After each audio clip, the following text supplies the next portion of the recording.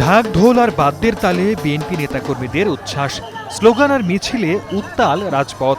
বেগম খালেদা জিয়া সেজে শিশুরা অংশ নেয় রোড মার্চে। বিএনপির প্রতিষ্ঠাবার্ষিকী উপলক্ষে জেলায় জেলায় উৎসবমুখর পরিবেশ।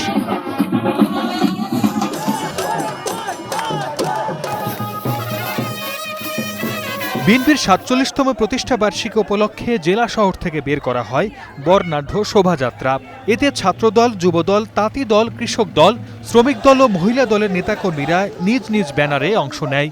এ সময় হাতে দলের প্রতিষ্ঠাতা শহীদ জিয়াউর রহমান, চেয়ারপারসন বেগম খালেদা জিয়া ও ভারপ্রাপ্ত চেয়ারম্যান তারেক রহমানের ছবি সম্বলিত প্ল্যাকার্ড ও ব্যানার দেখা যায়। মুখে থাকে নানা স্লোগান।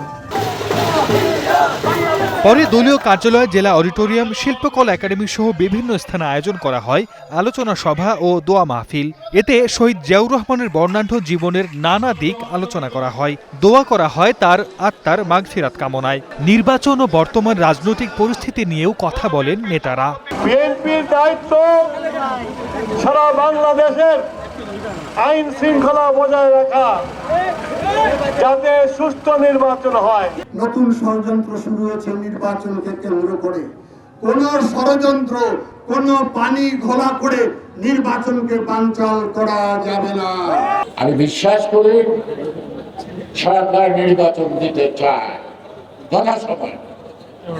আমি বিশ্বাস করি নির্বাচন কমিশন নির্বাচন দিতে চায় যথাসময়।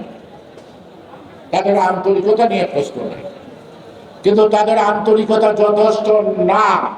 বিএনপির প্রতিষ্ঠাবার্ষিকী উপলক্ষে ৭ দিনব্যাপী আয়োজনে করপত্র প্রকাশ, গোল টেবিল বৈঠক, সাংস্কৃতিক অনুষ্ঠান, বৃক্ষরোপণ অভিযান, ফ্রি মেডিকেল ক্যাম্প সহ নানা কর্মসূচি হাতে নেওয়া হয়েছে।